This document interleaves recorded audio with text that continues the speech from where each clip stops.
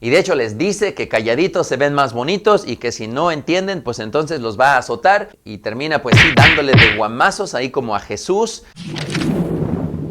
Hola, ¿qué tal, hermanos? Bienvenidos a este tercer domingo del tiempo de la Pascua. Perdón que la semana pasada no tuvimos homilía aquí, pero pues bueno, si tú viniste a la misa, pues sí te tocó la homilía.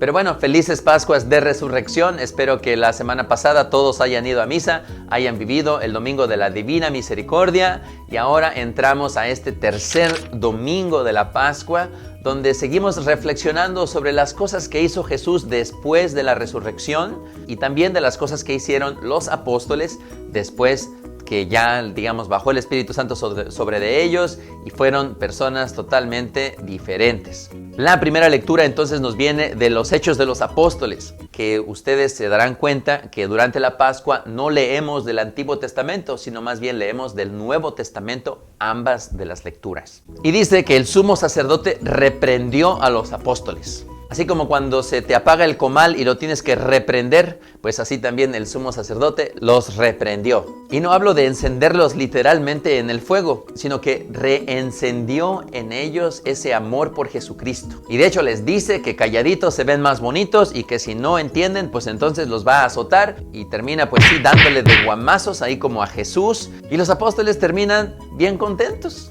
De decir, gracias a Dios que sufrimos porque somos testigos que esto es de verdad y que ha sido el Señor nuestro Salvador y que no importa y que dale más duro y que no sé qué y que no sé cuánto. Y aquí particularmente vemos a Pedro tomar el liderazgo, esto que va a ocurrir también en el Evangelio, que Pedro es una persona diferente, ya no es aquel Pedro medio cobarde, medio impulsivo.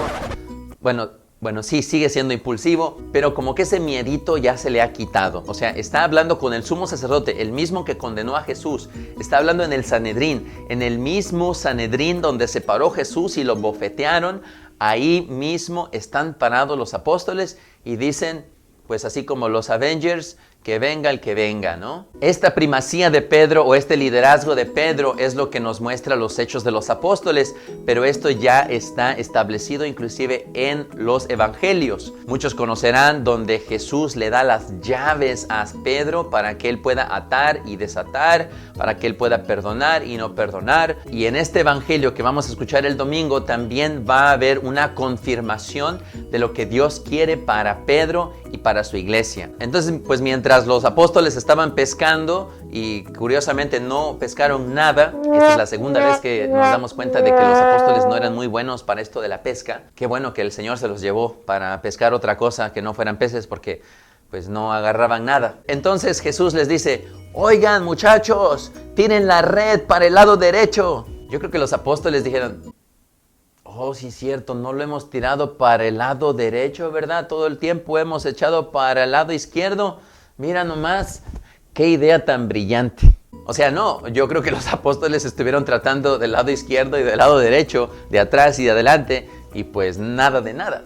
Pero al tirar la red logran recolectar 153 peces. Acuérdense que los números son importantes siempre en la Sagrada Escritura. Este número de los 153 peces, muchas personas han tratado de explicar qué es lo que significa esto. La explicación que a mí me gusta más es el hecho de que están en la barca de Pedro, están recolectando 153 peces con las redes de Pedro y curiosamente en el mar de Galilea en ese entonces se conocían 153 especies de pescado. Es decir, agarraron uno de cada uno de estos pescados diversos, lograron cautivar, lograron pescar uno de cada uno. Es decir, una totalidad, una universalidad, todos dentro de la red de Pedro. Entonces aquí está una de las pistas, una de las piezas de este rompecabezas, que Jesús quiere algo diferente con Pedro. Le quiere dar un liderazgo en medio de todos los apóstoles. Esto lo vamos a confirmar cuando ahí al calor de la fogata Jesús le hace esta pregunta: Pedro, ¿me amas más que estos? Pedro, yo creo que ahí comiendo el pescado diciendo, no, sí Señor, tú sabes que te amo. Y Jesús le dice, apacienta mis corderos, mis ovejas. Apacentar del verbo dar de comer. Y yo creo que pues Pedro ahí sigue comiendo, sigue echando relajo y luego Jesús le dice una vez más, Pedro, ¿me amas más que estos? Y Pedro le dice, sí, Señor, ya sabes que te amo. O sea, pues tú nos das de comer, eres el pan de vida. ¿A quién vamos a ir? A ver, ¿a quién? Y le dice, pastorea mis ovejas. O sea, le está dando un liderazgo. Le dice, pastorea. No solamente darles de comer, sino también pastorealos. Sé su líder. Y luego, por última vez, Jesús le hace la misma pregunta. Pedro, ¿me amas más que estos? Yo creo que ahí sí Pedro ya bajó el pescado, se limpió aquí las barbas y dijo, Señor, tú lo sabes todo, tú sabes que te amo. Y otra vez Jesús le dice, dale de comer a mis ovejas, apacienta mis ovejas, apacienta mis corderos. Entonces Jesús le está dando esta posición de liderazgo, de pastor. Acuérdense que Jesús es el pastor y todavía Él dice que son mis ovejas, son mis corderos, pero te las voy a dejar a ti para que tú las pastorees. Esta entonces es una segunda pista de que Jesús quería darle este liderazgo a San Pedro. Lo de las redes que agarran de una especie de cada pez, también que estamos llamados a formar parte de una sola iglesia católica, es decir, universal, comandada por Pedro, dentro de la red de Pedro.